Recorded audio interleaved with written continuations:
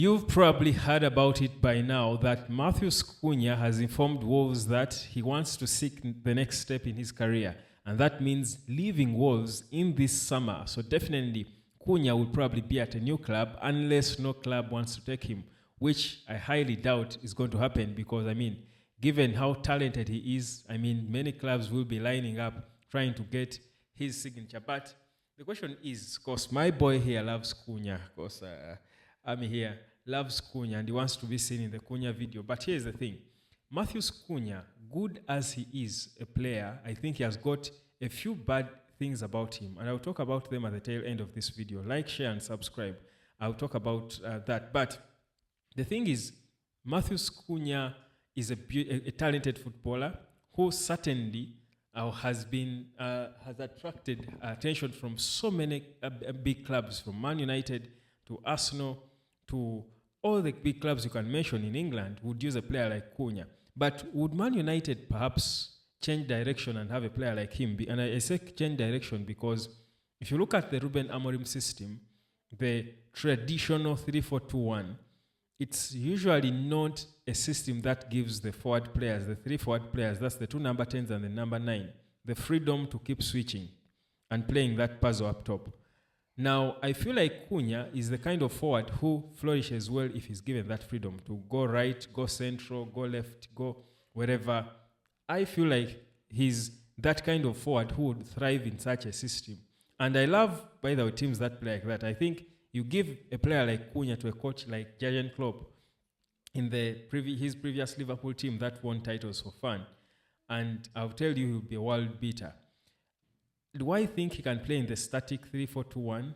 Perhaps yes, perhaps not. Maybe as one of the 2 10s with Garnacho behind the number 9. But I think if Amorim could give the freedom to Garnacho and Cunha and whichever number 9 he has, maybe he would make sense in there even more. But even Garnacho and Højlund, I think players today love that freedom to keep switching flanks and, be mobile, not static. I think whereas coaches don't really want to do it so often, I feel like the young modern players today, the young modern forwards want to enjoy that freedom of going left and right. We've seen Garnacho look a little more expressive and better, even under Amorim, when he gave him the freedom at times to keep switching, go right, go left. And I think Cunha will thrive well in that. And that is why I think, for me, he wouldn't be really a perfect addition to this Ruben Amorim system because, like I said, I don't think Amorim will veer off how he wants to play his 3-4-2-1. I think he wants his players static in their positions. So I don't think this would be the team for him. And I've even not gone into the cost of buying him because certainly we know that Wolves will be asking for an arm and a leg. But also the thing about Cunha is his temper. I think a player who has got this bad temper that can destroy the dressing room is not good, honestly, for a club like Man United that is trying to rebuild. I think you need players who are humble, who are calm, who are composed. These are the players who you think can fit into whatever Amorim is trying to do. Be patient, because we've seen Cunha at times, trying to fight, instigating fights. He's, throwing arms around because his team has lost, as if he's the only player who has lost, as if he's the only one who wanted to win in the team. And I remember his coach at Wolves, his new guy, the Portuguese coach, was actually complaining about him, saying he will talk about him, he will tolerate it for the first time, but the next time he wouldn't. So for me, because of that, I think Cunha might not be a player worth paying, let's say 60 or 50, 60 or 70 million pounds for, to sign him, because I reckon that is what Wolves is going to ask for. They bought him for about 40 million when they got him a few years ago. So for me, that's a bit of the little concern I have about Matheus Cunha, and that's why I will not be so excited about him. Now, leaving Cunha at that, and we are waiting to see where exactly we'll go. Probably Arsenal. I think it will suit Arsenal because Mikel Arteta does love to play with a false 9, and the false 9 means you want him to keep switching. That's why he signed Gabriel Jesus instead of signing an orthodox number 9. So maybe Cunha can fit in Mikel Arteta and the way he sees football. But away from Cunha, there's this comment from a fan on, I think should be on my other channel, commenting about Bruno Fernandes, Bernardo Tieno, saying that If Bruno leaves United, he doesn't think United will find someone like him. He's untouchable, and he cannot go. And I wanted to respond to this and give my 2 cents on it. And you can give me your opinion about it, whether you think Bruno Fernandes is inexpendable. In my view, Bruno can actually be lost by Man United. Bruno can leave Manchester United, and United will be okay, especially now that we are clearly in a phase of rebuilding. Before, when we were trying to pretend like we are competitors for titles and stuff, it was unfathomable that we would let go of Bruno. But currently, first of all, we are doing him this. He doesn't deserve a bad team like Man United. We don't deserve Bruno. That's the honest truth. He's the only player looking like he's playing football with his head up, looking like he's playing with his heart, looking like he's fighting. He's way better than everyone else around him. This team is putting him down. Just like I think it was low-key for Marcus Rashford, and that was why he was frustrated. We saw even Bruno at some point was beginning to get frustrated until Ruben Amorim came in and he changed a bit in terms of his attitude. So for me, I strongly believe that Bruno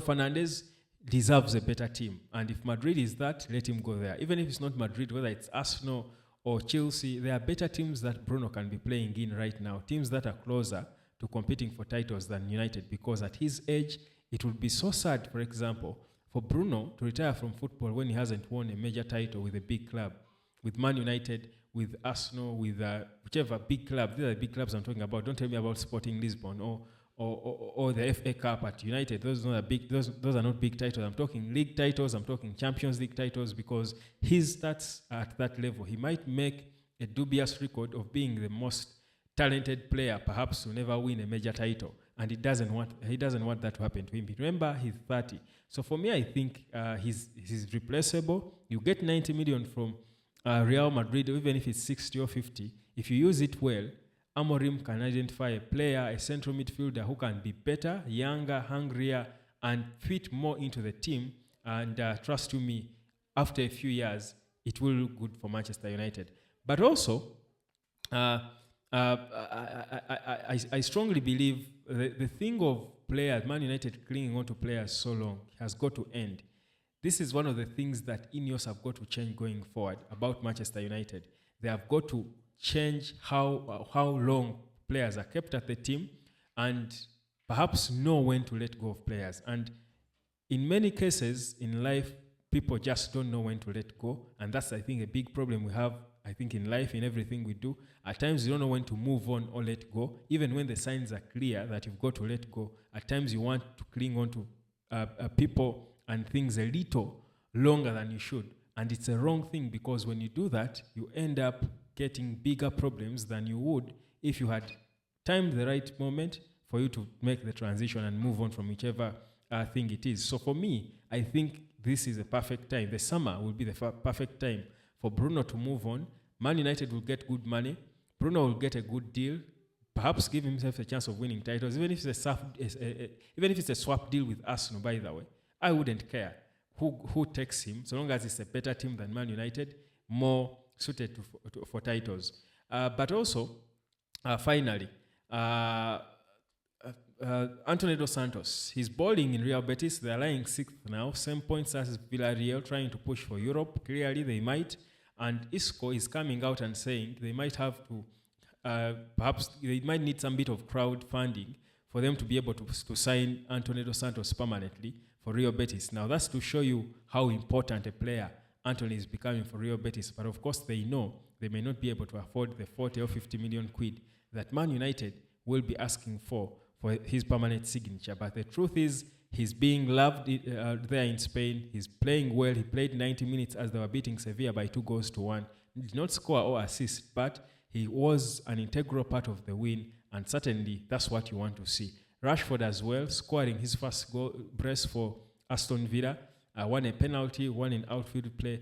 So you certainly think, or in open play rather, you certainly think these players on loan are beginning to rediscover their mojo, and you love to see it, because it can only mean Man United can perhaps lose them for a fee and try to figure out how to balance their books and bring players in. So let's wait and see how it will all go, guys.